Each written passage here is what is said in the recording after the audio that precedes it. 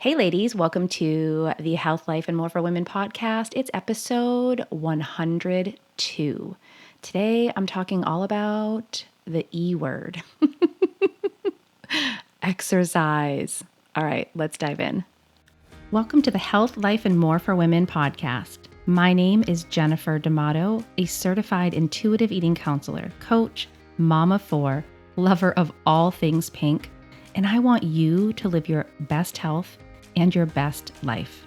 I believe the way we can all do that is by finally walking away from diet culture, by relearning what your body needs, reconnecting with your body's biological signals, and redefining what health is on your terms. This show will shed some light on sneaky ways diet culture has infiltrated your thoughts, your family, and your well-being. My heart is that no matter the episode, you walk away feeling informed, inspired, and encouraged. Let's go. So my clients know that I often will not use the word exercise within our work together. We really take that word out and replace it with the word movement. Why do we do this? Well, exercise really can have a negative connotation. Even the word workout. Is that one word, two words? I've seen it both, but doing a workout, going to work out, going to exercise. If you have a negative story with that, if there's negative thoughts about your body, about what exercise has or has not done, it is like the E word. We don't want to talk about it. So I often use the term movement. And that really does capture intuitive principles really well, because there is a variety of ways you can move your body. And that movement is still exercise, right? It's still some form of working out, but it can be that little tweak, first of all, that you need. Like, okay, I'm going to move my body today. Feels different maybe than I am going to go exercise. Try it on for a moment. Say it to yourself. Does it feel different when you say, I'm going to move my body compared to I'm going to go work out? All right, maybe you've tried it on and you're already like, okay, I kind of see where you're going.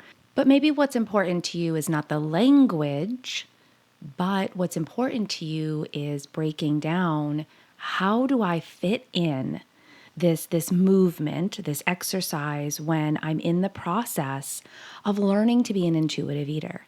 You've already kind of stepped out of that realm of dieting and diet culture, which has a lot of rules, a lot of mandates, a lot of shoulds and shouldn'ts when it comes to exercise. So you've already taken that. Maybe it's just a toe. It's not like a full step out, but your toe is dipping into intuitive eating and you're wondering, well, if I can intuitively eat, can I intuitively exercise? Can I intuitively move my body? Now, the simple answer to this is yes, you can. You absolutely can. But here you go. Are you ready for it? It might take time and exploration to know intuitively what your body wants and needs. It might take time and practice to really see, what does my body enjoy most?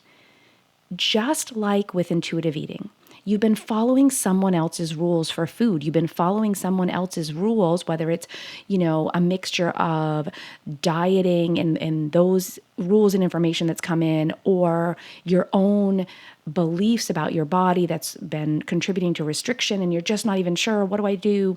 And you're exploring foods again, and you're exploring this idea that all foods fit and that you want peace with food.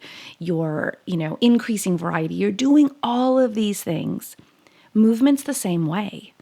You might need to explore different kinds of movement. Some that you used to do that you only did within the realm of losing weight, that you now want to go back to and try from I just want to intuitively move my body, do something I enjoy. I'm coming from this perspective that movement can be fun.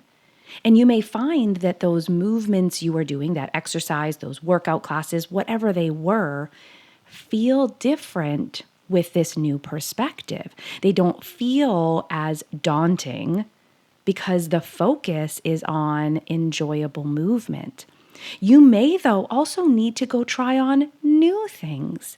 I can still remember a client who, was doing things the way everyone else was doing them. I've got to go to the gym and I have to lift weights and this is what I need to do. And then I have to do my cardio. And she was like dreading the gym all the time. And so when we had this conversation about intuitive movement, about exploring, she did. She's like, all right, so far everything else has felt really good. Let's explore from an intuitive perspective movement. And when she discovered kickboxing, I can still remember that session. She was the most excited I'd ever heard her. She would say things like, Jen, I can't believe how consistent I'm going. Like, I just love it so much.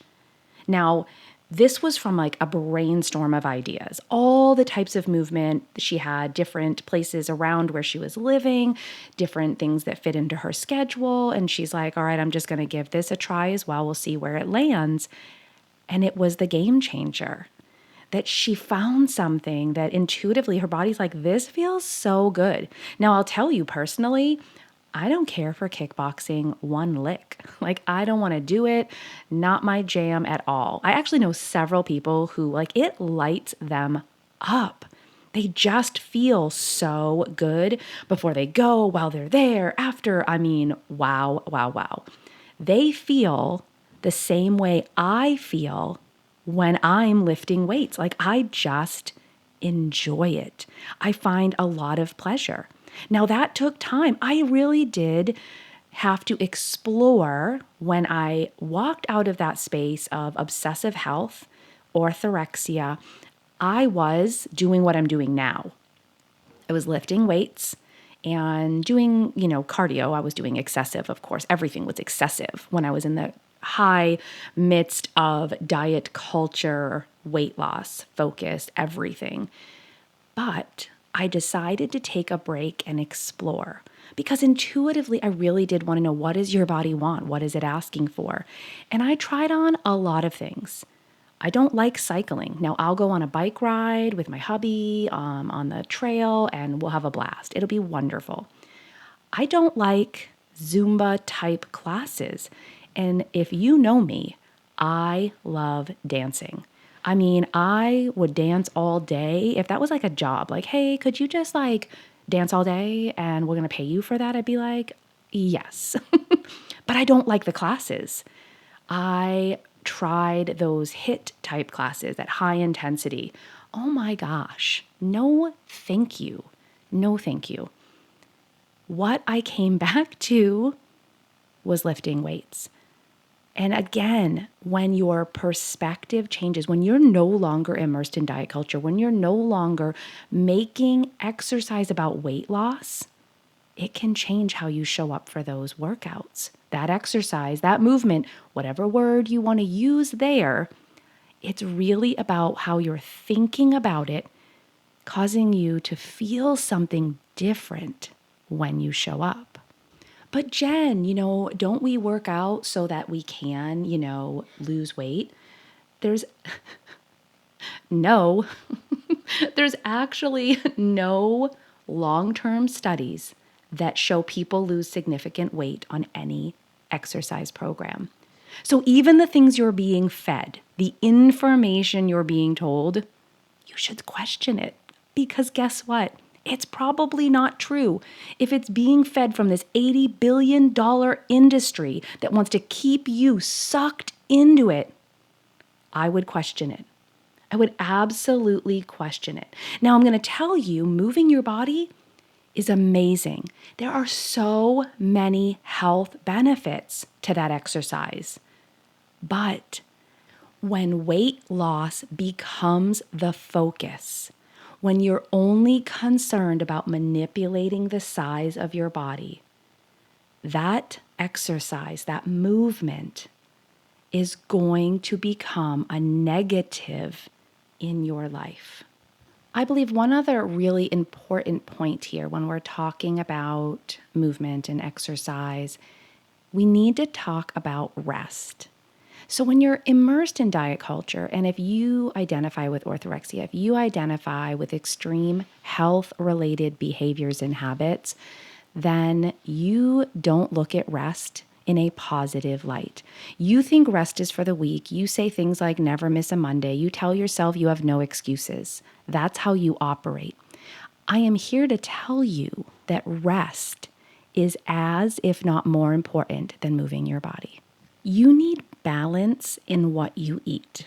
Anytime we restrict, we know studies have shown time and time again that restriction leads to that overconsumption, binge-like behavior. I believe the same is true when we talk about movement. If you are restricting rest, think about that for a minute. You're limiting your body's rest state. Then you're going to eventually hit a brick wall and your body's going to demand, overconsume, binge on rest. We see that in the form of injuries, big ones, small ones, strained muscles.